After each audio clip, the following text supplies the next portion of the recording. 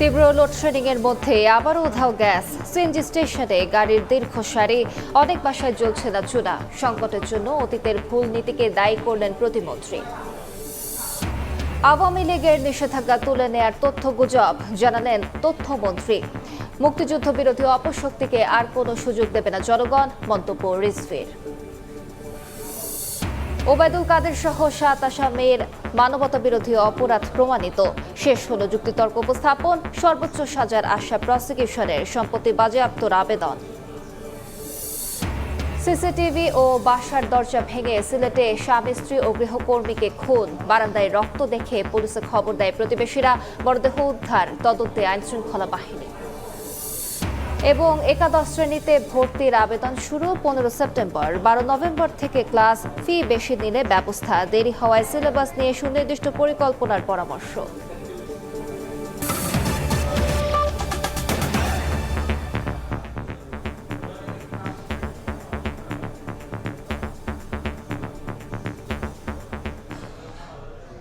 তীব্র লোডশেডিং এর সঙ্গে গ্যাস সংকটে নাজেহাল জনজীবন। বিদ্যুতের লুকোচুরিতে অতিষ্ঠ সাধারণ মানুষ। ব্যাহত হচ্ছে পানি সরবরাহ ও স্বাভাবিক কার্যক্রম। বিপাকে পড়েছেন ব্যবসায়ী ও ক্ষুদ্র উদ্যোক্তারা। এদিকে দেশ জুড়ে ফের তীব্র গ্যাস সংকটে বাড়ছে বিড়ম্বনা। ফিলিং স্টেশনে ঘন্টার পর ঘন্টা অপেক্ষার পরও মিলছে না গ্যাস। চুলা না চলায় বাসা বাড়িতে শেষ নেই দুর্ভোগে। তীব্র গরমের মধ্যে ঘন ঘন লোডশেডিং, ভ্যাপসা গরমে জনজীবনে নাভিশ্বাস। এর মধ্যে গ্যাস সংকট আরও তীব্র, রান্না করতেই হিমশিম দশা। রাজশাহী নগর জুড়ে দিনে বিদ্যুৎ থাকছে না 2 থেকে 4 ঘন্টা, আর গ্রামাঞ্চলে থাকছে না 6 থেকে 8 ঘন্টা। নেসকো বলছে রাজশাহীতে চাহিদার তুলনায় বিদ্যুতের ঘাটতি 24 মেগাওয়াট, আর 5 উপজেলায় 110 থেকে 115 মেগাওয়াটের বিপরীতে 80 থেকে 85 মেগাওয়াট পাচ্ছেন পল্লী বিদ্যুৎ গ্রাহকরা। 5-7 ঘন্টা লোডশেডিং হতেই থাকছে, মানে 1 ঘন্টা যদি থাকছে তো 2-3 ঘন্টা থাকবে না। মানুষ গরমে থাকতে পারছে না, বৈদ্যুতিক পাখা টাখা সব বন্ধ। সবচেয়ে কষ্ট হচ্ছে সন্ধ্যা থেকে রাত্রে, মানে রাত্রে মানুষের ঘুমানো অবস্থা পর্যন্ত। একইভাবে চট্টগ্রাম, বরিশাল, নওগাঁ সহ জেলায় জেলায় বিদ্যুৎ মিলছে চাহিদার তুলনায় প্রায় অর্ধেক। দিনে কিছুটা থাকলেও রাতে ঘন ঘন বিদ্যুৎ আসা যাওয়ায় ব্যাহত স্বাভাবিক জীবনযাত্রা। রাত যত গভীর হচ্ছে লোডশেডিং তত বেড়ে যাচ্ছে। বিদ্যুৎ থাকিচ্ছে না, আধা ঘন্টা 1 ঘন্টা থাকে আবার চলে যাচ্ছে, আবার 2 ঘন্টা নেয় আবার আসছে। এইভাবে গাড়ি চলবে আমাদের। এদিকে মাসখানেক ধরেই গ্যাস সংকটে ঢুকছে সারা দেশ।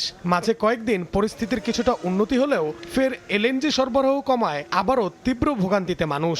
রাজধানীর ফিলিং স্টেশনগুলোতে ঘন্টার পর ঘন্টা লাইনে দাঁড়িয়েও মিলছে না গ্যাস। গ্যাস নিতে গেলে 3-4 ঘন্টা লাগে। এখন খুব খারাপ অবস্থা বর্তমানে, মানে গ্যাসের। সকাল 6টা বাজে গ্যাসের সিরিয়াল ধরছি ভাই, এখন পর্যন্ত সিরিয়াল তৈরি হয়েছে। 229 টাকার গ্যাস ঢুকছে, এই হলো অবস্থা। সারা রাত দিন অবস্থা ঠাইটে গেছে।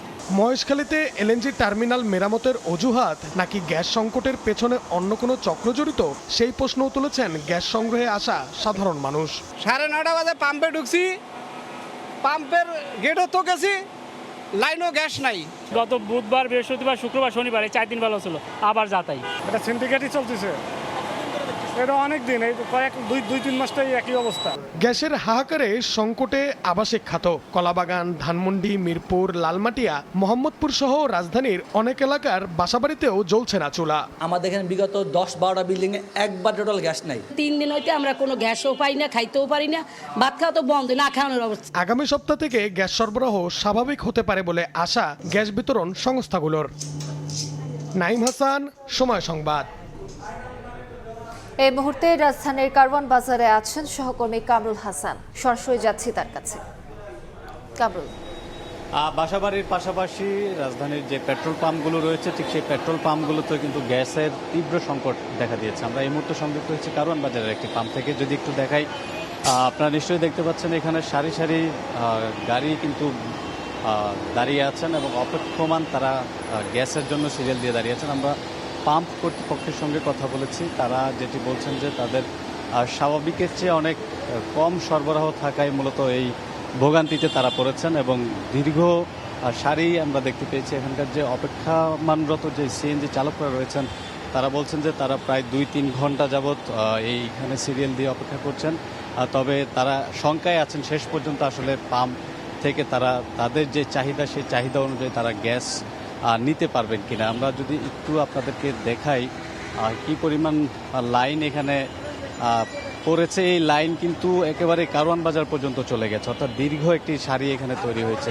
ইতিমধ্যেই কিন্তু সরকারের পক্ষ থেকে এ বিষয়ে জানানো হয়েছে, আর যেটি বলা হয়েছে যে মূলত দুটি কারণেই যে গ্যাসের যে সংকট সেই সংকটটি দেখা দিয়েছে। এর মধ্যে একটি হচ্ছে কক্সবাজারের মহেশখালীতে যে এলএনজি টার্মিনাল রয়েছে, সেই টার্মিনালে গত সপ্তাহে যে বয়লার বিস্ফোরণ ঘটেছে সেই বিস্ফোরণের ত্রুটি, এবং আরেকটি হচ্ছে বৈরী আবহাওয়ার কারণে আসলে যে সমুদ্রে যে এলএনজিবাহী যে মাদার ভেসেলগুলো রয়েছে সেই ভেসেলগুলো আসলে পুলে ভিড়তে পারছে না, এবং সেখান থেকে কিন্তু সরবরাহ কিন্তু বন্ধ রয়েছে। মোটা দাগে এই দুটি কারণেই কিন্তু এই পেট্রোল পাম্পগুলোতে আসলে জ্বালানি তেলের যে সংকট সেই সংকটটি দেখা দিয়েছে। এখানকার যে সিএনজি চালকরা আছেন, যারা অপেক্ষমান আছেন, তারা যেটি বলছেন তারা অনেকক্ষণ ধরে তারা এখানেই অপেক্ষা করছেন, এবং অনেক সময় আমরা দেখতে পেয়েছি এখানে তারা অনেক সময় মেজাজ হারিয়ে ফেলছেন, একে অন্যের সঙ্গে বাদানুবাদও জড়িয়ে পড়ছেন, এবং তারা চাচ্ছেন যে এই নাজুক পরিস্থিতি যাতে খুব শীঘ্রই শেষ হয়। তো এই ছিল আমার কাছে এখনকার মতো সবশেষ তথ্য। সরাসরি যুক্ত ছিলাম কারওয়ান বাজারে। অতীতের ভুল নীতির কারণে গ্যাস বিদ্যুৎ সংকট সৃষ্টি হয়েছে বলে মন্তব্য করেছেন বিদ্যুৎ ও জ্বালানি প্রতিমন্ত্রী অনিন্দ ইসলাম অমিত। সচিবালয়ে ব্রিফিংয়ে তিনি বলেন, প্রাকৃতিক দুর্যোগের কারণে এলএনজি খালাস ব্যাহত হওয়ায় গ্যাস সরবরাহে স্থবিরতা দেখা দিয়েছে। জানান, সন্ধ্যা থেকেই বিদ্যুৎ পরিস্থিতির উন্নতির জন্য চেষ্টা করা হচ্ছে। এক্সেলার টার্মিনালে এমনিতে 50% ক্যাপাসিটিতে রান করছে due to boiler fault, whereas আবার সামিট টার্মিনালে বে অফ বেঙ্গলের রাফ থাকবার কারণে আমরা cargo still waiting for discharge. That is the problem. বিগত সরকারগুলো কোনো মধ্যমেয়াদী, কোনো দীর্ঘমেয়াদী কোনো সমাধান সূত্র খোঁজেননি, তাৎক্ষণিক সমাধানের পথে গেছেন বলে আজকে হঠাৎ করে একটি সংকট হয়েছে। দেশি উৎপাদন রাতারাতি বাড়ানো সম্ভব না, এটা আপনারা জানেন, একটা দীর্ঘমেয়াদী একটা ব্যাপার। গ্যাস যদি আপনি পর্যাপ্ত সাপ্লাই না করতে পারেন তাহলে বিদ্যুতের সংকট হবে, পাওয়ার প্ল্যান্টটা না দিতে পারে। তারপর আমরা একটা কৌশল নিয়েছি, আমরা সেই কৌশলটা গতকাল সন্ধ্যা থেকে নিয়েছি। আমরা আশা করছি আজকে সন্ধ্যা থেকে বিদ্যুৎ পরিস্থিতির কিছুটা হলে উন্নতি হবে। সামাজিক মাধ্যমে আওয়ামী লীগের ওপর থেকে নিষেধাজ্ঞা তুলে নেয়ার তথ্য গুজব বলে জানিয়েছেন তথ্য ও সম্প্রচার মন্ত্রী জহির উদ্দিন স্বপন। এদিকে প্রধানমন্ত্রীর রাজনৈতিক উপদেষ্টা রুহুল কবির রিজভী বলেছেন, মুক্তিযুদ্ধ বিরোধী কোনো শক্তিকে জনগণ আর সুযোগ দেবে না। জিয়া পরিবারকে বিপর্যস্ত করতে সব চেষ্টা করেছে ফ্যাসিবাদী সরকার। শহীদ রাষ্ট্রপতি জিয়াউর রহমান ও সাবেক প্রধানমন্ত্রী খালেদা জিয়ার কনিষ্ঠ পুত্র আরাফাত রহমান কোকোর 57 বনানী কবরস্থানে আসেন বিএনপির নেতাকর্মীরা। সবাইকে নিয়ে প্রয়াত কোকোর কবরে শ্রদ্ধা জানান বিএনপির সিনিয়র যুগ্ম মহাসচিব রুহুল কবির রিজভী ও ক্রীড়া প্রতিমন্ত্রী আমিনুল হক।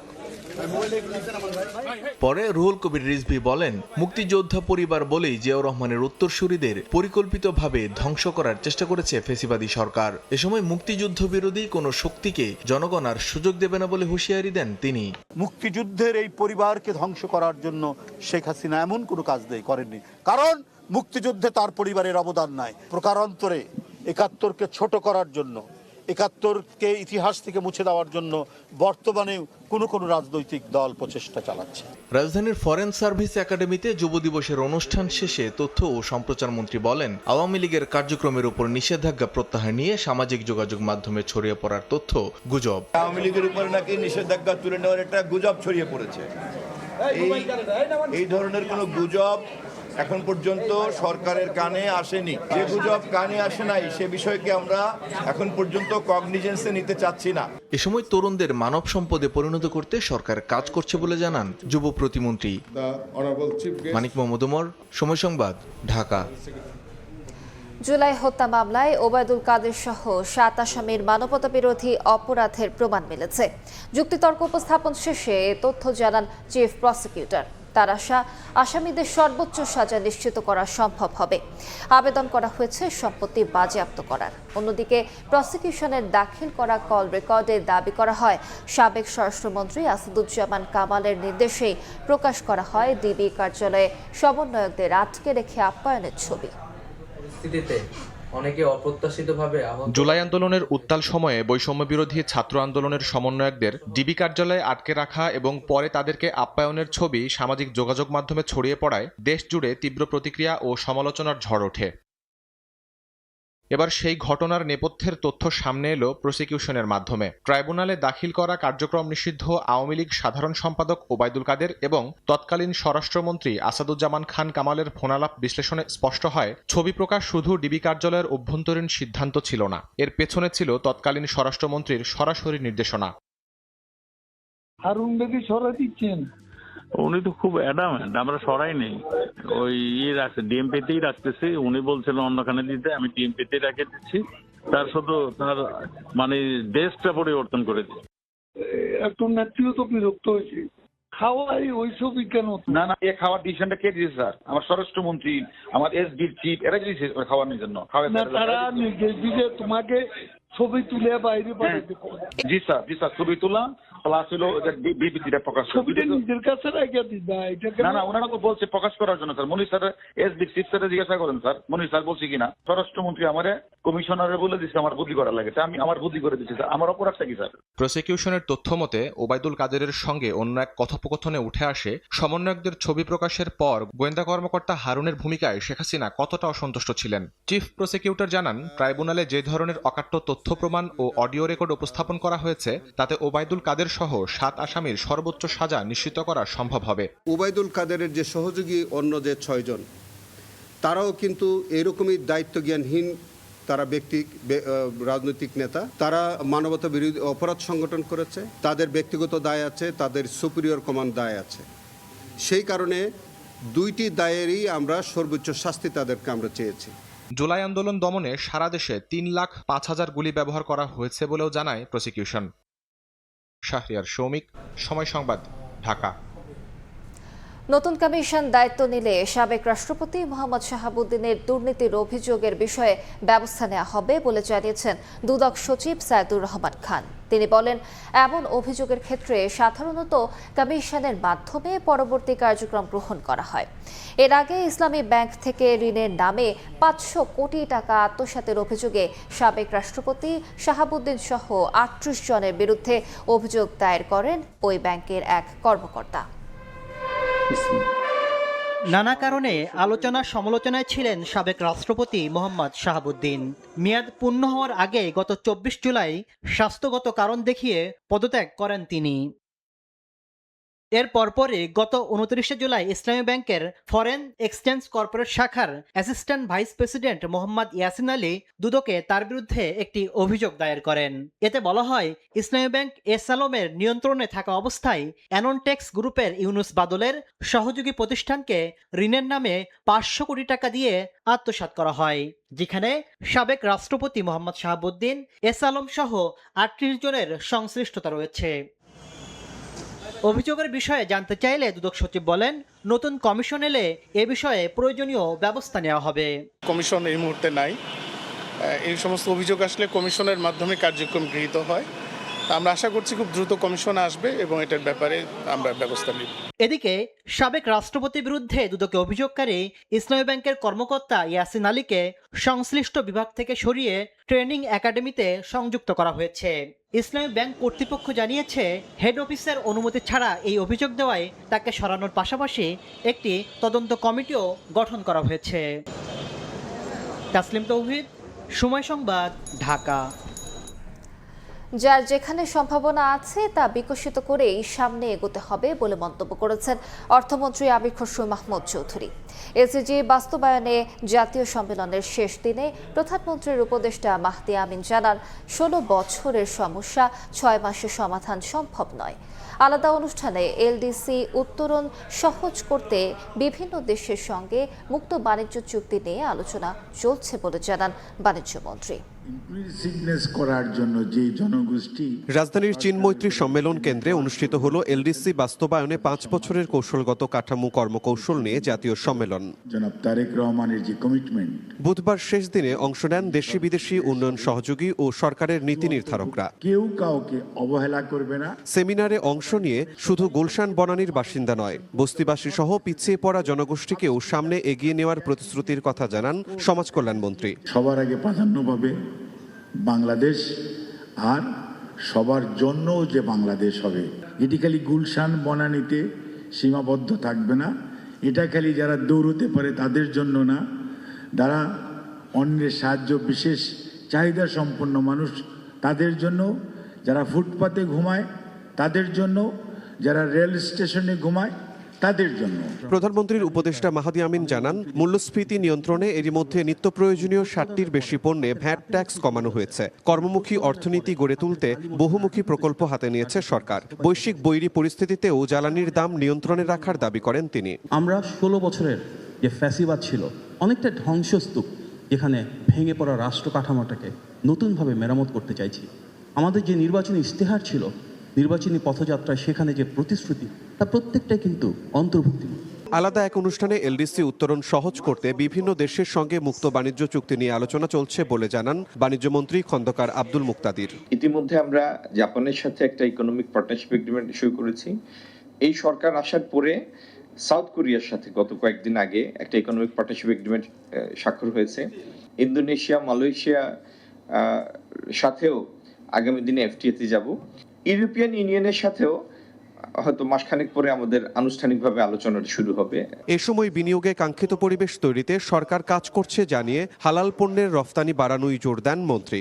আরো 10-12টা দেশের সাথে আমাদের। শিমুল হোসেন, সময় সংবাদ, ঢাকা। এবার সরকারের 180 দিনের বিশেষ প্রতিবেদন।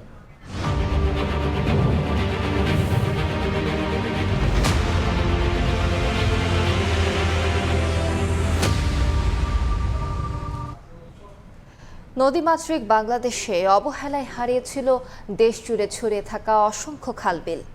দিনের পর দিন গাছ কাটার নেতিবাচক প্রভাবে প্রকৃতি হয়ে উঠছিল ধূসর আর বিষাক্ত। পরিবেশের সামগ্রিক উন্নয়নে বিএনপি সরকারের নির্বাচনী প্রতিশ্রুতি বাস্তবায়নের অংশ হিসেবে দায়িত্ব পাওয়ার প্রথম 180 দিনের পরিকল্পনা শতভাগ বাস্তবায়ন হয়েছে, এমন তথ্য তুলে ধরে সংশ্লিষ্ট মন্ত্রণালয়গুলো জানিয়েছে সরকারের অবশিষ্ট সময়ে ইশতেহার পূরণে নেওয়া হচ্ছে সময়োপযোগী উদ্যোগ। প্রশংসিত উদ্যোগ ধরে রাখতে বিজ্ঞান ও প্রযুক্তি নির্ভর সমাধানে নজর দিতে সরকারকে পরামর্শ দিয়েছেন পরিবেশ বিজ্ঞানীরা। মুরসালিন হক জুনায়েদের রিপোর্টে বিস্তারিত। বৈশ্বিক জলবায়ু পরিবর্তনে ক্ষতিগ্রস্ত হওয়ার পাশাপাশি দেশের ভেতরে নদী, খাল, বিল শুকিয়ে যাওয়া আর সবুজ হারিয়ে যাওয়া সব মিলে পরিবেশগত সমস্যা সমাধানে ত্রয়োদশ সংসদ নির্বাচনের ইশতেহারে 5 বছরে সারা দেশে 20,000 কিলোমিটার খাল খনন বা পুনঃখনন এবং 25 কোটি বৃক্ষরোপণের কথা জানায় বিএনপি।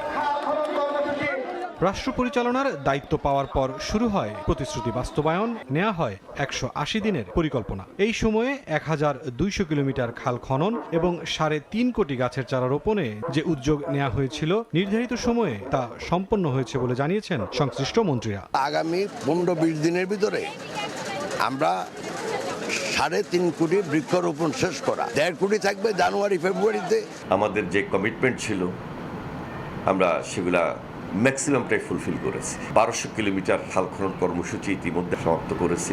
মন্ত্রীরা জানান সরকারের প্রতিশ্রুতি পূরণে ইতিমধ্যেই খাল খননের জন্য নেওয়া হয়েছে নতুন প্রকল্প আর বৃক্ষরোপণের জন্য আসছে নতুন নীতিমালা ও সরকারি উদ্যোগ। আমাদের নতুনভাবে যে প্রকল্প হাতে নেওয়া দরকার সে প্রকল্পটি আমরা যাচাই-বাছাইয়ের ক্ষেত্রে শেষ করেছি। একটাকে যাবে আগামী 5 বছরের মধ্যে 20,000 কিলোমিটার খাল আমরা পুনঃখনন করব। এখন আমরা একটা নতুন নীতিমালা তৈরি করতেছি আগামী বছরের জন্য। আমরাও চারা দেব, আমাদের বন অধিদপ্তরও চারা দিবে, বাট বিক্রি করবে কম পয়সায়। বিশেষজ্ঞরা বলছেন খনন করা খাল পুনঃদখল ঠেকানোর পাশাপাশি রোপণ করা গাছ সংরক্ষণে মনোযোগী হতে হবে সরকারকে। এই ধরনের খাল খনন করে সংশ্লিষ্ট প্রতিষ্ঠান ফেরত আসার পরে যাতে এটা পুনঃদখল না হয়ে যায় অতীতের মতো। গাছ রক্ষণাবেক্ষণ সংরক্ষণের জন্য বিজ্ঞানভিত্তিক এবং টেকনোলজি বেসড একটা জাগরণ দরকার রয়েছে। সেটি এখনো পর্যন্ত আমরা তত সিগনিফিকেন্টলি আমরা শুরু করতে পারি নাই। পরিবেশ রক্ষা করে পরিচ্ছন্ন দেশ গড়তে সাধারণ মানুষের মধ্যে সচেতনতা তৈরিতেও সরকারকে এগিয়ে আসার পরামর্শ বিশেষজ্ঞদের।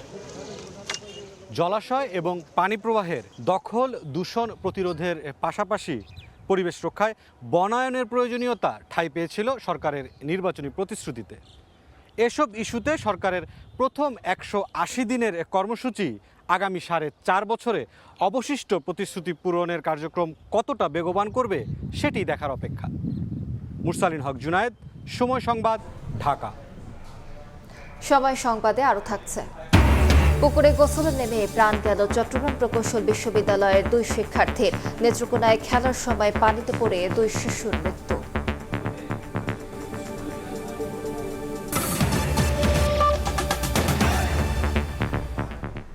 একাদশ শ্রেণীর ক্লাস শুরু হবে 12 নভেম্বর, আর ভর্তি আবেদন শুরু হচ্ছে 15 সেপ্টেম্বর থেকে। এবারও ভর্তি ফি সর্বোচ্চ 8,000 টাকা নির্ধারণ করেছে শিক্ষা বোর্ড। কোনো কলেজ অতিরিক্ত ফি নিলে আইন অনুযায়ী ব্যবস্থা নেওয়ার হুঁশিয়ারি বোর্ডের। এদিকে দেরিতে ক্লাস শুরু হওয়ায় সিলেবাস নিয়ে সুনির্দিষ্ট পরিকল্পনার পরামর্শ সংশ্লিষ্টদের। নূরে আলমের রিপোর্ট। এবার এসএসসি পরীক্ষায় পাশ করেছে 11,38,877 জন শিক্ষার্থী। এর বিপরীতে সরকারি এবং বেসরকারি কলেজে আসন আছে 25 লাখের মতো। এরই মধ্যে একাদশ শ্রেণীতে ভর্তি নীতিমালার খসড়া চূড়ান্ত করেছে শিক্ষা বোর্ড। প্রথম পর্যায়ে আবেদন 15 সেপ্টেম্বর থেকে শুরু হয়ে 30 সেপ্টেম্বর পর্যন্ত চলবে। নির্বাচিত শিক্ষার্থীদের ফল প্রকাশ হবে 10 অক্টোবর। দ্বিতীয় পর্যায়ে আবেদন শুরু হবে 15 অক্টোবর আর ফল প্রকাশ 19 অক্টোবর। তৃতীয় পর্যায়ে আবেদন 23 অক্টোবর আর ফল প্রকাশ হবে 26 অক্টোবর। 10 নভেম্বরের মধ্যে শেষ হবে ভর্তি কার্যক্রম। ফলাফলটা যেহেতু 20 দিন পিছিয়েছে, সেই ক্ষেত্রে আমাদেরকে ভর্তি শিডিউলটাকেও টেনে পিছনে নিতেই হচ্ছে। আমাদের একটা ইচ্ছা আছে যে পিছিয়ে নেওয়ার পরিমাণটা 20 দিন না করে যে আরেকটু কম করে পারি কিনা, এটা নিয়ে আমরা বুয়েটের সাথে কথা বলতেছি। একাদশ শ্রেণীতে রাজধানীর কলেজগুলোর জন্য সর্বোচ্চ 8,000 টাকা ভর্তি ফি নির্ধারণ করা হয়েছে। ঢাকা মহানগর বাদে অন্য শহরগুলোতে বাংলা মাধ্যমে 5,000 টাকা ও ইংরেজি ভাষণে 6,000 টাকা, আর জেলা পর্যায়ে সর্বোচ্চ বাংলা মাধ্যমে 3,000 এবং ইংরেজি ভাষণে 4,000 টাকা নেওয়া যাবে। সরকার নির্ধারিত ফিকে অবজ্ঞা করে নিজেদের মতো ফি নেয়, তাদের বিরুদ্ধে কার্যকর ব্যবস্থা গ্রহণ করা সময়ের দাবি হয়ে উঠেছে। বিভিন্ন জায়গা থেকে এসব দাবি উঠছে এবং এটি করা খুব প্রয়োজন হয়ে গেছে। শিক্ষা গবেষকরা বলছেন, প্রাকৃতিক দুর্যোগের কারণে এবার এসএসসির ফলাফল প্রকাশে দেরি হয়েছে। ফলে একাদশের ক্লাসও শুরু হচ্ছে দেরিতে। তাই সিলেবাস যাতে নির্দিষ্ট সময়ে শেষ করা যায় সেজন্য সুনির্দিষ্ট পরিকল্পনা নিতে হবে। নভেম্বরে যদি শুরু হয় তাহলে সাধারণত একাদশ এবং দ্বাদশ মিলে যে শিক্ষা কারিকুলাম তৈরি করা আছে, এই কারিকুলামের জন্য একটা নির্ধারিত সময় বরাদ্দ থাকে। এই বরাদ্দটা যদি না দেওয়া হয় তাহলে কারিকুলামটা আসলে পুরোপুরি হবে না, মানে ওই ইমপ্লিমেন্ট করা যাবে না। আসন সংকট না থাকলেও মানসম্মত কলেজের আসন কম থাকায় জিপিএ 5 প্রাপ্ত অনেক শিক্ষার্থী পছন্দ অনুযায়ী প্রতিষ্ঠানে ভর্তি হতে পারবে না। একাদশ শ্রেণীর ভর্তিতে প্রতি বছরই ফি নির্ধারণ করলেও বেশিরভাগ নামী কলেজই সেই নির্দেশনা মানে না। শিক্ষা সংশ্লিষ্টতা বলছেন, অতিরিক্ত ফি নেওয়া ঠেকাতে হলে ভর্তির সময়ে নিয়মিতভাবে প্রতিষ্ঠানগুলোতে নজরদারি করতে হবে শিক্ষা বোর্ডকে। নূরে আলম, সময় সংবাদ, ঢাকা। 7 বছরের মধ্যে এবার এসএসসিতে সবচেয়ে খারাপ ফলাফল করেছে রাজশাহী শিক্ষা বোর্ড। বড় পতন ঘটেছে জিপিএ 5-এও। কমেছে শতভাগ পাশের হার, উল্টো বেড়েছে একজন শিক্ষার্থীও পাশ করতে না পারা স্কুলের সংখ্যা। শিক্ষা বোর্ড বলছে, উত্তরপত্রের সঠিক মূল্যায়নের ফলেই বেরিয়ে এসেছে প্রকৃত চিত্র। গোজামিল দিয়ে চলা প্রতিষ্ঠানগুলোর বিরুদ্ধে নেওয়া হবে ব্যবস্থা। আব্দুস সালামের ছবিতে মওদুদ রানার প্রতিবেদন। শিক্ষার্থীদের অনুপস্থিতিতে অষ্টম ও দশম শ্রেণীর শ্রেণীকক্ষ পুরোপুরি ফাঁকা। অন্য ক্লাসগুলোতেও উপস্থিত মাত্র 2 জন করে শিক্ষার্থী। অথচ রাজশাহীর মোহনপুর উপজেলার আমরাইল উচ্চ বিদ্যালয়ের মোট শিক্ষার্থী সংখ্যা 138 জন। উপজেলা সদর থেকে মাত্র 1 কিলোমিটার দূরত্বের এই বিদ্যালয়টি 2000 সালে এমপিওভুক্ত হয়। অভিযোগ শুধু পাঠদানের মান নিয়ে, যার প্রমাণ মেলে চলতি বছরের এসএসসি পরীক্ষায় অংশ নেয়া 13 জনের একজনও পাশ করতে পারেনি। হেড স্যারের যে বাধকতা শক্ত, এটা সত্য, তবে উনি প্রতিষ্ঠানে এসে ড্রিঙ্ক করেন না, বাইরে করে আসেন। 2004 সালে অষ্টম শ্রেণী পর্যন্ত এমপিওভুক্ত হওয়া গোদাগাড়ির পাকড়ি মাধ্যমিক বালিকা বিদ্যালয়ে শিক্ষক কর্মচারী 16 জন। এবারের এসএসসিতে অংশ নেয়া 6 শিক্ষার্থীর সবাই ফেল করেছে। কিভাবে যে কি হলো আমি বুঝতে পারছি না, এর আগে আমাদের এরকম রেজাল্ট হয় না। এবার রাজশাহী মাধ্যমিক ও উচ্চ মাধ্যমিক শিক্ষা বোর্ডের অধীনে শতভাগ ফেল করা প্রতিষ্ঠান 5টি, আর শতভাগ পাশ করা স্কুলের সংখ্যা কমে দাঁড়িয়েছে 35টি। সংশ্লিষ্টরা বলছেন, পাঠদানের মান বৃদ্ধি, অভিভাবকদের সচেতনতা বৃদ্ধি, শ্রেণীকক্ষে শিক্ষার্থীদের সর্বোচ্চ উপস্থিতি এবং কোচিং নির্ভরতা কমানো গেলে এই দূরত্ব ঘুচবে। যে যেরকম পড়াশোনা করেছে সে সেরকম ফলাফল করেছে। একজন অভিভাবক এবং একজন টিচার দুইজনে যদি সমানভাবে একজন বাচ্চাকে টেক কেয়ার করে, সেটা গ্রাম হোক বা শহর হোক, সেটা সব জায়গাতে একই রকম ফলাফল আসবে। শিক্ষা বোর্ড কর্তৃপক্ষ সংখ্যায় বেশি পাশ নয়, বরং তারা চান মানসম্মত ফলাফল। বর্তমান সরকার যেটা চাচ্ছেন কোয়ালিটি এডুকেশন, কোয়ান্টিটেটিভ না। রাজশাহী শিক্ষা বোর্ডে এবার এসএসসিতে পাশের হার 63.67%।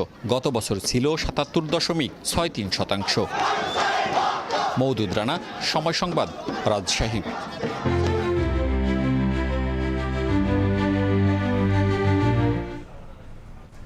রাষ্ট্র সংস্কারের মাধ্যমে ফ্যাসিবাদের উত্থান ঠেকাতে দেশের সব সমাজকে উদ্যোগী হওয়ার আহ্বান জানিয়েছে জামাতে ইসলামী। সকালে জামাতের যুব ও ক্রীড়া বিভাগের র্যালিতে কথা বলেন নেতারা। দলটির সহকারী সেক্রেটারি জেনারেল হামিদুর রহমান আজাদ বলেন, জুলাই সনদ বাস্তবায়নের মাধ্যমেই কেবল রাষ্ট্রের যুগোপযোগী সংস্কার সম্ভব। আন্তর্জাতিক যুব দিবস উপলক্ষে আয়োজিত র্যালিটি জাতীয় প্রেস ক্লাবের সামনে থেকে শুরু হয়ে কাকরাইল মোড়ে গিয়ে শেষ হয়।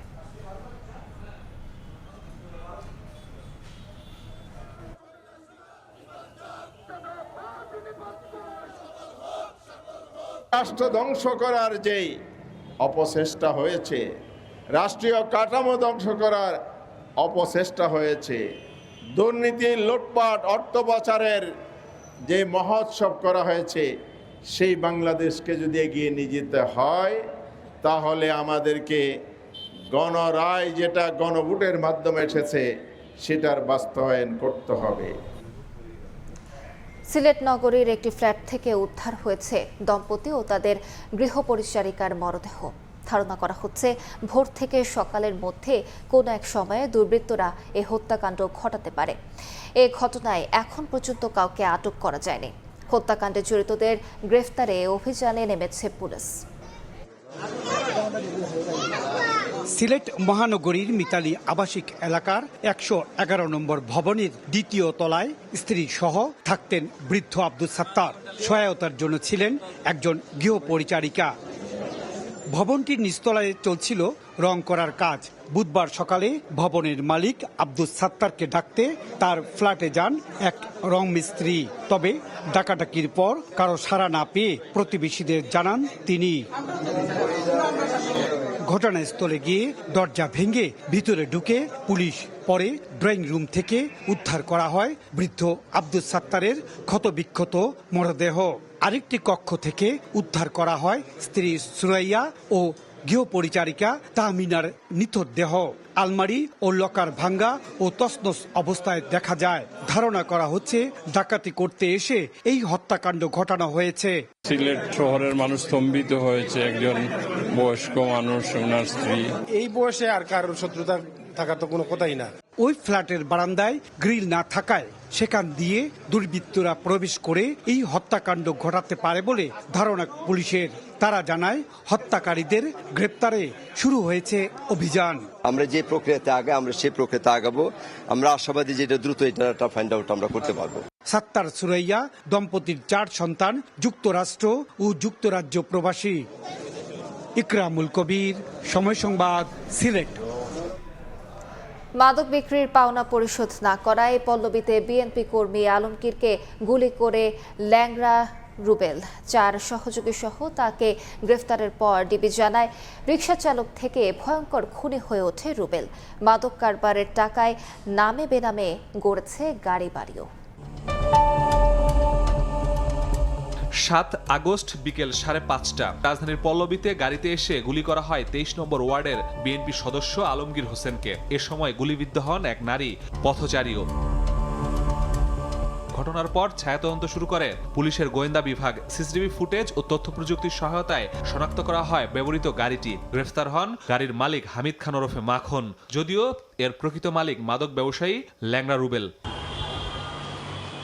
মাখনের দেয়া তথ্যে গ্রেফতার করা হয় পারভেজ ও রাব্বিকে। সবশেষ সহযোগী সহ ডিবির জালে ধরা পড়ে ল্যাংড়া রুবেলও। তার কাছ থেকে উদ্ধার করা হয় বিদেশি পিস্তল, 2টি ম্যাগজিন, মাদক ও একটি গাড়ি। বুধবার ডিএমপি মিডিয়া সেন্টারে এক সংবাদ সম্মেলনে ডিবি জানায়, এক সময়ের রিকশা চালক ল্যাংড়া রুবেল এখন চিহ্নিত মাদক ব্যবসায়ী। মাদক বিক্রির 15 লাখ টাকা পরিশোধ না করায় আলমগীরের ওপর গুলির ঘটনা ঘটায় রুবেল। আলমগীর একজন চিহ্নিত মাদক ব্যবসায়ী, তার নামেও ঢাকা শহরে অনেকগুলো মামলা আছে। তো 15 লক্ষ টাকার এই মাদক সংক্রান্ত ক্রয় বিক্রয়ের একটা হিসাব নিয়ে তাদের ভিতর দ্বন্দ্ব ছিল। মাদক বিক্রির টাকায় নামে বেনামে সম্পদের পাহাড় গড়ে তুলেছেন রুবেল। আলিশান বাড়ির পাশাপাশি কিনেছেন 2টি গাড়িও। 2টা গাড়ি তার অপরাধ কর্মকাণ্ডের সঙ্গে জড়িত হতো। গাড়ি নাম্বার প্লেট দিয়ে সার্চ দিয়ে বিআরটিতে দেখলাম যে গাড়িগুলো অন্য নামে রেজিস্ট্রেশন। যে 2জন ব্যক্তির নামে 2টা গাড়ি রেজিস্ট্রেশনকৃত, আমরা তাদেরকে জিজ্ঞাসা করছি, তারা স্বীকার করেছে পুলিশের প্রাথমিক জিজ্ঞাসাবাদে যে এই 2টা গাড়ি রুবেল কিনে দিছে। প্রাসাদের মতো অট্টালিকা সে বানাইছে। তার অন্য কোনো ইনকামের সোর্স নাই। মাদক ব্যবসায়ী তার ইনকামের একমাত্র উৎস। হত্যা, অস্ত্র, মাদক সহ বিভিন্ন মামলার আসামি এই ল্যাংড়া রুবেল। তার বাকি সহযোগীদের ধরতে অভিযান চালাচ্ছে ডিবি। মাসুদুর রহমান, সময় সংবাদ, ঢাকা। সাভারে আবারও প্রেসার কুকারে শক্তিশালী বোমার বিস্ফোরণ ঘটিয়ে নিষ্ক্রিয় করল বোম্ব ডিসপোজাল ইউনিট। সকালে সাধাপুর থেকে উদ্ধার করা বোমাটি বিকেলে নিষ্ক্রিয় করা হয়। এর আগে সাভারের শ্যামপুরে একটি ফ্ল্যাটে জঙ্গি কার্যক্রম পরিচালনার অভিযোগে অভিযান চালায় সিটিটিসি। বোমা তৈরির সরঞ্জাম, বিপুল পরিমাণ রাসায়নিক ও 9টি হাত বোমা উদ্ধার করা হয়।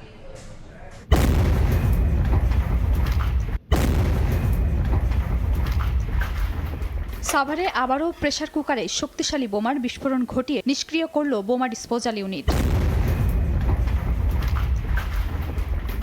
বুধবার সকালে সাধাপুরের ঘোড়া মসজিদের মাঠ থেকে উদ্ধার হওয়া বোমাটি বিকেল 3:30টার দিকে নিষ্ক্রিয় করা হয়। এ সময় বিকট বিস্ফোরণ ঘটে, শব্দ শোনা যায় কয়েক কিলোমিটার দূরেও। পুলিশ ও স্থানীয়দের তথ্য অনুযায়ী মঙ্গলবার দিবাগত রাতে সাভারের শ্যামপুর এলাকায় একটি বাড়িতে অভিযান চালিয়ে 5টি বোমা নিষ্ক্রিয় এবং বিপুল পরিমাণ গান পাউডার সহ বোমা তৈরির বিভিন্ন উপকরণ উদ্ধারের পরপরই সাদাপুরে এই বোমা পাওয়া যায়। স্থানীয় কয়েকজন দোকানি ও প্রত্যক্ষদর্শী জানান, মসজিদের সামনে একটি নীল ড্রাম পড়ে থাকতে দেখে তারা বিষয়টি লক্ষ্য করেন। পরে ড্রামের মুখ খুলে ভেতরে একটি প্রেসার কুকার, 2টি রিমোট কন্ট্রোল দেখতে পান তারা। খবর পেয়ে সাভার মডেল থানা পুলিশ ঘটনাস্থলে পৌঁছে প্রেসার কুকার সদৃশ বস্তুটিকে শক্তিশালী বোমা হিসেবে শনাক্ত করে। আশুলিয়ায় গত 30 জুলাই বোমা উদ্ধারের পর আবারও একই ধরনের ঘটনায় আতঙ্কে এলাকাবাসী। 4 দিন যাবত ভাড়া নিছে, এখানে আমার ওয়াইফ নিয়ে আসবো, আমার বাচ্চা আছে, বাচ্চাকে স্কুলে ভর্তি করবো। বোম পাইছে, এটা অন্য জায়গা থেকে আইনে আমাদের রুমে রাখা হয়েছে, এখানে কোনো তৈরি করা হয় নাই। এ বিষয়ে পুলিশের কোনো ঊর্ধ্বতন কর্মকর্তা গণমাধ্যমের সঙ্গে কথা বলতে রাজি হননি। সময় সংবাদ, সাভার। সময় সংবাদে আরো থাকছে। আজ পূর্ণ সূর্যগ্রহণের সাক্ষী হচ্ছে বিশ্ব। 27 বছর পর ইউরোপের কয়েকটি দেশ থেকে দেখা যাবে বিরল দৃশ্য। পর্তুগাল ও স্পেনে ব্যাপক প্রস্তুতি।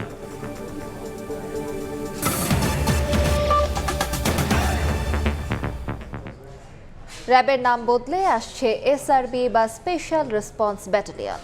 নতুন এই ইউনিটকে ফৌজদারি অপরাধের তদন্ত করার দায়িত্ব দেওয়া হয়েছে আইনের খসড়ায়। বুলবুল রেজার রিপোর্ট।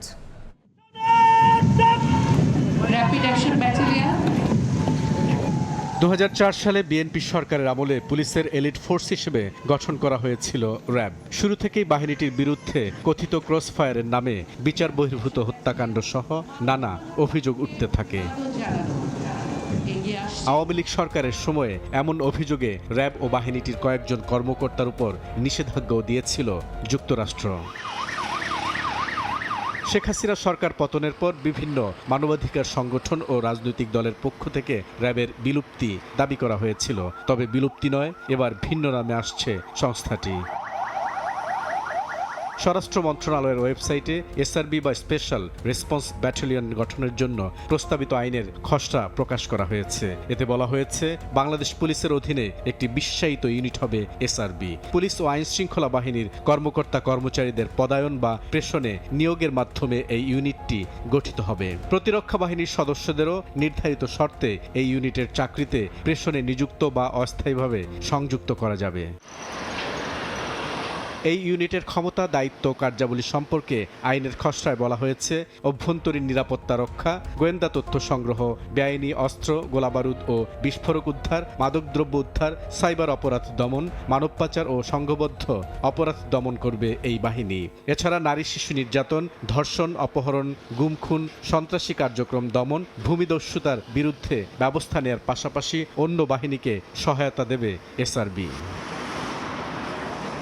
নতুন এই ইউনিটকে ফৌজদারি অপরাধের তদন্ত করার দায়িত্ব দেয়া হয়েছে আইনের খসড়ায়। শৃঙ্খলা পরিপন্থী কাজের জন্য বাহিনীর সদস্যদের বিরুদ্ধে তদন্তের এখতিয়ার মহাপরিচালকের হাতেই রাখা হয়েছে। বিশ্লেষকরা বলছেন মৌলিক কোনো পার্থক্য নেই, নতুন মোড়কে পুরনো জিনিসই আইনের খসড়ায় দেয়া আছে।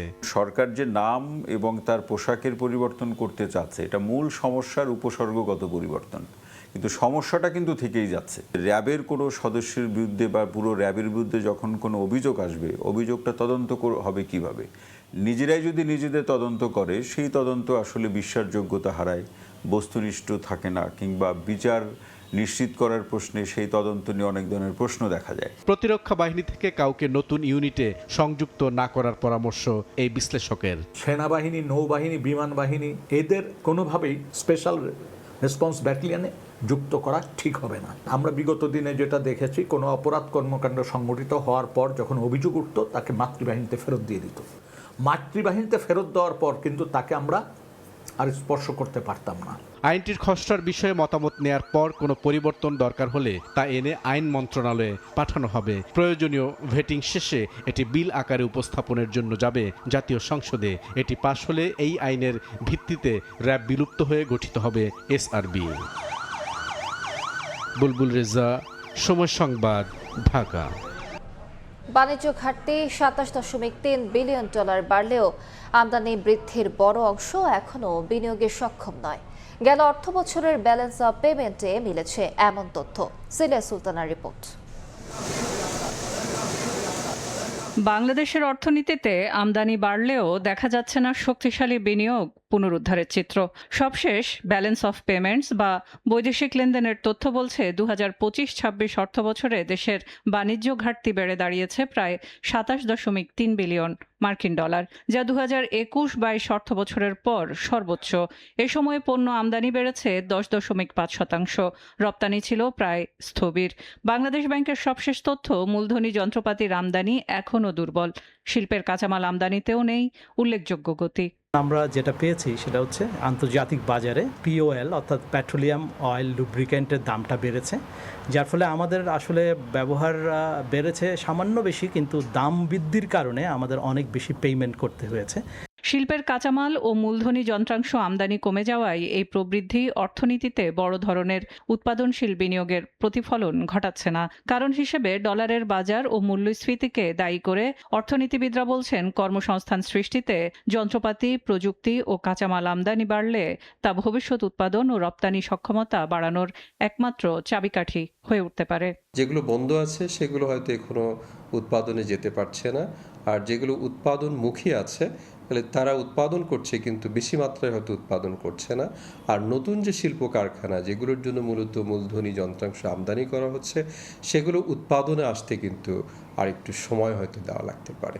2024-25 অর্থ বছরে নিট বৈদেশিক সহায়তার প্রবাহ ছিল প্রায় 6.46 বিলিয়ন মার্কিন ডলার, যেখানে 2025-26 অর্থ বছরে কমে এসেছে 4.09 বিলিয়ন ডলারে। এই সময়ের মধ্যে মধ্য ও দীর্ঘমেয়াদী ঋণের প্রবাহ কমেছে প্রায় 20.5%। বিপরীতে বৈদেশিক ঋণের আসল পরিশোধ পেমেন্ট বেড়ে দাঁড়িয়েছে 20.7%। সিলিয়া সুলতানা, সময় সংবাদ, ঢাকা। তরুণদের জন্য সরকার ক্রিয়েটিভ ইকোনমিতে বিশেষ নজর দিতে চায় বলে জানিয়েছেন মহিলা ও শিশু বিষয়ক মন্ত্রী এজেডএম জাহিদ হোসেন। তেজগাঁওয়ে সেভ দ্য চিলড্রেন ও ন্যাশনাল ইয়ুথ নেটওয়ার্কের আন্তর্জাতিক যুব দিবসের আয়োজনে তিনি বলেন, বাজেটে তরুণদের জন্য 500 কোটি টাকা বরাদ্দ রাখা হয়েছে। ক্রিয়েটিভ ইকোনমি গড়ে তুলতে তরুণদেরকেই সবচেয়ে বেশি ভূমিকা রাখতে হবে। তরুণদের শিক্ষিত ও দক্ষ করতে পারলে তারা শুধু দেশের নয়, সারা বিশ্বের সম্পদ হবে বলে মন্তব্য করেন মন্ত্রী।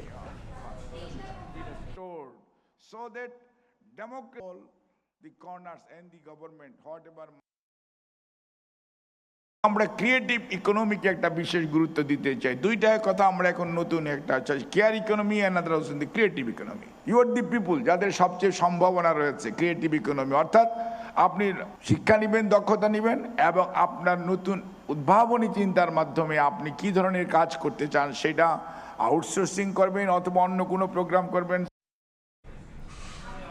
আগামী সপ্তাহে রাজধানীতে কলেরা টিকাদান কর্মসূচি শুরু করা হবে বলে জানিয়েছেন ঢাকা উত্তর সিটি কর্পোরেশনের প্রশাসক মোহাম্মদ শফিকুল ইসলাম খান। সকালে ডিএনসিসি ভবনে টিকাদান কার্যক্রমের অগ্রগতি, বাজেট বাস্তবায়ন এবং বিদ্যমান সমস্যা চ্যালেঞ্জ নিয়ে আলোচনা সভায় এ কথা জানান তিনি। আলোচনায় টিকাদান কার্যক্রমে ঘাটতি, কারণ এবং মোকাবেলায় কি ধরনের পরিকল্পনা ও বাজেট প্রয়োজন এসব বিষয়ে গুরুত্ব পায়। একই সঙ্গে বিদ্যমান চ্যালেঞ্জ চিহ্নিত করে টিকাদান কর্মসূচি কার্যকর করতে কর্মপরিকল্পনা প্রণয়নের ওপর জোর দেওয়া হয়।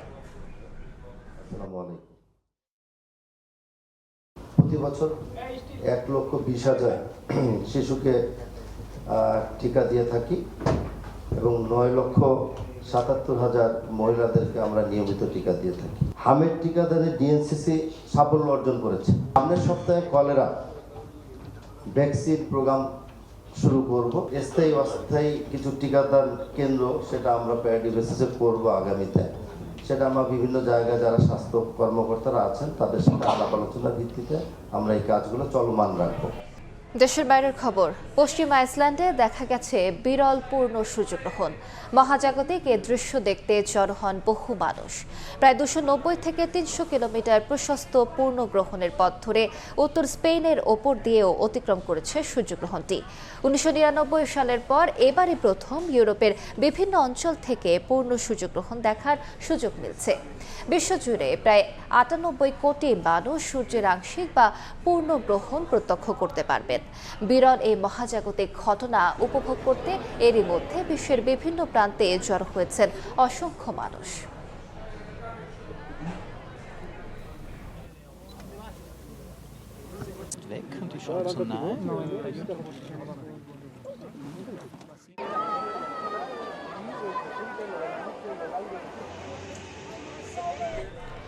বর্তমান ব্যবসায়িক চ্যালেঞ্জ মোকাবেলা ও চলতি মূলধন অর্থায়নের জন্য পুঁজিবাজার থেকে সর্বোচ্চ 1,500 কোটি টাকা সংগ্রহে লঙ্কা বাংলা ইনভেস্টমেন্ট ও ওয়ান ব্যাংকের সঙ্গে চুক্তি সই করেছে দেশের অন্যতম বৃহৎ শিল্পগোষ্ঠী সিটি গ্রুপ। অর্থ সংগ্রহের প্রক্রিয়ায় আইপিও এর পাশাপাশি private equity, preference share, corporate bond, সুকুক সহ বিভিন্ন অনুমোদিত পদ্ধতি বিবেচনায় রয়েছে। অর্থ সংগ্রহের প্রক্রিয়ায় লঙ্কা বাংলা ইনভেস্টমেন্ট পিএলসি-কে ইস্যু ম্যানেজার হিসেবে নিয়োগ দিয়েছে সিটি গ্রুপ। আর প্রস্তাবিত লেনদেনের জন্য এর সঙ্গে প্রয়োজনীয় ব্যাংকিং সেবা দিতে ওয়ান ব্যাংক পিএলসি কাজ করবে ব্যাংকিং পার্টনার ও ব্যাংকার টু দ্য ইস্যু হিসেবে। গুলশানের সিটি গ্রুপের কর্পোরেট কার্যালয়ে এ বিষয়ে চুক্তি সই হয়। এতে সংশ্লিষ্ট প্রতিষ্ঠানগুলোর ঊর্ধ্বতন কর্মকর্তারা উপস্থিত ছিলেন। অনুষ্ঠানে চলমান সংকটে পুঁজিবাজার সিটি গ্রুপের জন্য সহায়ক হতে পারে বলে আশা প্রকাশ করেন সিটি গ্রুপের ব্যবস্থাপনা পরিচালক মোহাম্মদ হাসান। সেই দিক থেকে আপনি এফিসিয়েন্সি কিন্তু অনেক বেড়েছে, সেটারই আমরা এনকারেজ করবো এবং এটার মাধ্যমে দেখবেন যে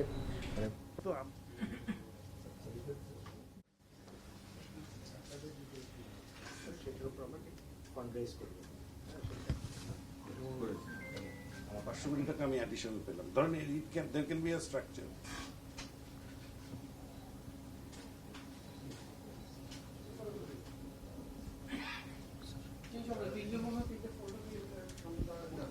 আমরা যদি বাংলাদেশের ফাইন্যান্সিয়াল মার্কেটটা দেখি তাহলে আমরা দেখতে পাবো যে আমাদের এই বাংলাদেশে আসলে উদ্যোক্তারা আপনার বেশি অংশে আসলে কমার্শিয়াল ব্যাংকগুলোর উপর ডিপেন্ডেন্ট। এর আমি মনে করি এর প্রধান একটা কারণ হচ্ছে যে ক্যাপিটাল মার্কেটে একটা আস্থার অভাব ছিল। আমরাও এর ব্যতিক্রম ছিলাম না আসলে। তো আমাদের মাননীয় প্রধানমন্ত্রী উনি এই ক্যাপিটাল মার্কেটটাকে আরও চাঙ্গা করার জন্য উনি অনেক পদক্ষেপ নিয়েছেন এবং আমরা আশা করি যে এই ক্যাপিটাল মার্কেটের আরও চাঙ্গা হবে এবং আমরা যে আমাদের চলমান যে সংকটটা আছে আমরা মনে করি যে ক্যাপিটাল মার্কেট আমাদের জন্য একটা সলিউশন হতে পারে। অবশেষে গুঞ্জন রূপ নিল বাস্তবতায়। সম্পন্ন হলো ক্রিস্টিয়ানো রোনালদো ও জর্জিনার বহুল আলোচিত বিয়ে।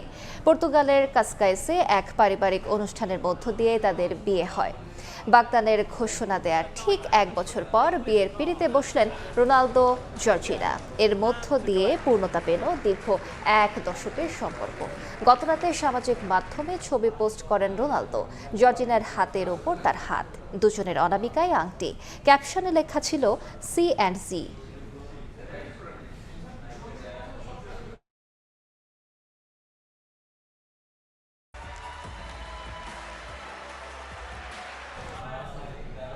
এ পর্যায়ে শীর্ষ সংবাদগুলো জানিয়ে দিচ্ছে আরেকবার। তীব্র লোডশেডিং এর মধ্যে আবারও উধাও গ্যাস। সিএনজি স্টেশনে গাড়ির দীর্ঘ সারি, অনেক বাসায় জ্বলছে না চুলা। সংকটের জন্য অতীতের ভুল নীতিকে দায়ী করলেন প্রতিমন্ত্রী। আওয়ামী লীগের নিষেধাজ্ঞা তুলে নেয়ার তথ্য গুজব, জানালেন তথ্যমন্ত্রী। মুক্তিযুদ্ধ বিরোধী অপশক্তিকে আর কোনো সুযোগ দেবে না জনগণ, মন্তব্য রিজভীর। এবং ওবায়দুল কাদের সহ 7 আসামির মানবতা বিরোধী অপরাধ প্রমাণিত। শেষ হলো যুক্তিতর্ক উপস্থাপন, সর্বোচ্চ সাজার আশা প্রসিকিউশনের। সম্পত্তি বাজেয়াপ্তর আবেদন।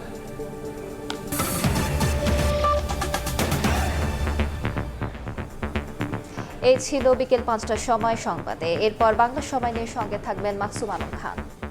আলিশা ইসলাম, আপনাকে ধন্যবাদ। বাংলা সময় নিয়ে আসছে কিছুক্ষণ পর, সঙ্গেই থাকুন সময়ের।